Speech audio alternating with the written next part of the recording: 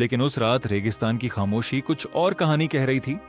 दूर कहीं लोहे के टकराने और भारी इंजनों की गड़गड़ाहट सुनाई देने लगी। सर सर, दुश्मन की टैंक रेजिमेंट तेजी से हमारी तरफ बढ़ रही है। लाइट साफ दिखाई दे रही है। अल्फा बेस, दुश्मन की भारी टैंक रेजिमेंट हमारी तरफ बढ़ रही है। संख्या बहुत ज्यादा है, हमें तुरंत एयर सपोर्ट की जरूरत है। Air operations are not possible in the darkness of the night. Attack cannot be launched without target visual confirmation. Listen carefully. You have two options. Stay put on your position and try to stop the enemy. Otherwise, leave your post and come to Ramgarh post. भारी संख्या में Pakistani tank आगे बढ़ रहे थे। यह पाकिस्तान की 51वीं infantry brigade थी, जिसके साथ 22 कैवलरी रेजिमेंट के दर्जनों टैंक थे। स्थिति गंभीर थी। अगर यह पोस्ट पर दुश्मन ने कब्जा कर लिया तो सीधे रामगढ़ की तरफ और फिर आगे जैसलमेर तक। जैसलमेर सिर्फ एक शहर नहीं था, वहां भारत का एयरबेस, सप्लाई रूट और रणनीतिक नियंत्रण मौजूद था। अगर दुश्मन वहां तक पहुंच जाता तो राजस्थान का पश्चिमी हिस्सा ढह जाता, लेकिन मेजर चांदपुरी ने तुरंत अपने सभी साथियों को बुलाया।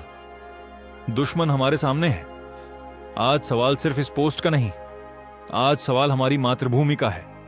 अगर आज हम पीछे हट गए तो कल दुश्मन सीधे जैसलमेर की सरजमी पर होगा और परसों शायद हमारे अपने घरों में। हमारे पास भारी हथियार नहीं है, हम सिर्फ 120 हैं। लेकिन याद रखो, जंग संख्या से नहीं, हौसले से जीती जाती है। ऊपर से आदेश है, हम चाहें तो पीछे हट सकते हैं। रामगढ़ पोस्ट ज्यादा दूर नहीं, लेकिन मैं एक कदम भी पीछे नहीं हटूंगा। जो जाना चाहता है जा सकता है। दुश्मन और नजदीक आ रहा था। तुरंत निर्णय लेते हुए मेजर चांदपुरी और जवानों ने पोस्ट के आगे कंटीली तार बिछा दी। यह कोई साधारण कदम नहीं था। सैन्य रणनीति में कंटीली तार अक्सर यह संकेत देती है कि उसके आगे बारूदी सुरंगें यानी माइंस हो सकती हैं। यह एक मनोवैज्ञानिक जाल था जिससे दुश्मन सावधान हो जाए और आगे बढ़ने में हिचकिचाए। अब टैंकों की हेडलाइट्स साफ दिखाई देने लगी थीं। रेगिस्तान का अंधेरा युद्ध की आग में बदलने वाला था। अब भारतीय जवानों ने अपनी एंटी टैंक हथियार 106 मिलीमीटर RCL गन तैयार कर ली।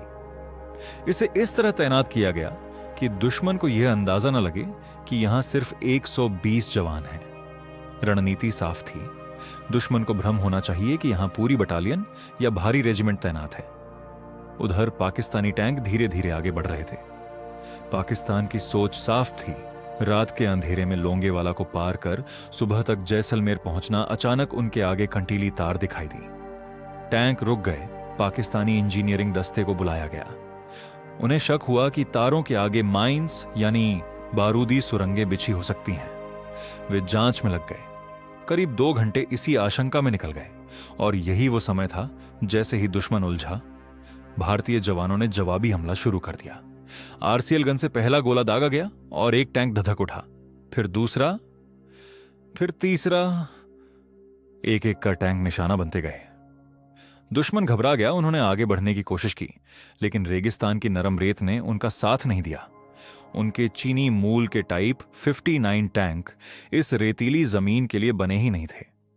भारी वजन के कारण कई टैंक रेत में धंसने लगे। अब स्थिति शतरंज की तरह चेकमेट जैसी बन चुकी थी। चेकमेट मतलब न आगे जा सकते थे न पीछे हट सकते थे।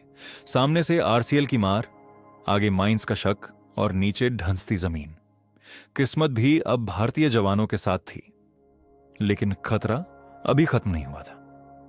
दुश्मन के पास करीब 2000 पैदल सैनिक भी थे। पूरी रात गोलाबारी चलती रही। गोली, गोले, मशीन गन। रेगिस्तान आग बन चुका था। भारतीय सैनिक अपनी 5 फुट ऊंची रेत की दीवार के पीछे सटीक फायर कर रहे थे। हर गोली सोच समझकर चलाई जा रही थी। रात लंबी थी, लेकिन मनोबल उससे भी मजबूत। सुबह की पहली किरण के साथ इंडियन एयरफोर्स के Hunter jet Jaisalmer air force station से उड़ान भरते हैं। वह आवाज गूंजी जिसका इंतजार था। भारतीय वायुसेना के हंटर जेट लोंगेवाला के आसमान में दिखाई दिए। अब युद्ध का रुख बदलने वाला था। जेट में कोई लेजर गाइडेड सिस्टम नहीं था, ना डिजिटल रडार लॉक, ना GPS पायलट को नीचे आंखों से देखना पड़ता था। जेट को नीचे लाके टैंक पर गोला गिरा देते थे। एक टैंक फटता, उसके धुएं से दूसरे का पता चलता। ऐसे कर करके बारी बारी से सभी टैंकों को निशाना बनाया गया और टैंकों पर रॉकेट दागे। रेगिस्तान धुएं से भर गया। अब पाकिस्तानी सेना पूरी तरह रक्षा की मुद्रा में आ चुकी थी। पाकिस्तानी सेना डर के मारे पीछे भाग गई। सुबह की पहली रोशनी के साथ जब धूल बैठी तो रेगिस्तान गवाह था उस तबाही का। सैकड़ों पाकिस्तानी सैनिक मारे जा चुके थे। 3 दर्जन से ज्यादा टैंक रेत में धधक रहे थे। लोंगेवाला की धरती ने बता दिया, मुट्ठी भर जज्बा हजारों पर भारी पड़ सकता है। पूरी रात 2000 सैनिकों और दर्जनों टैंकों के सामने डटे रहे। मेजर कुलदीप सिंह चांदपुरी को उनकी वीरता के लिए महावीर चक्र से सम्मानित किया गया। लेकिन असली सम्मान था देश का विश्वास।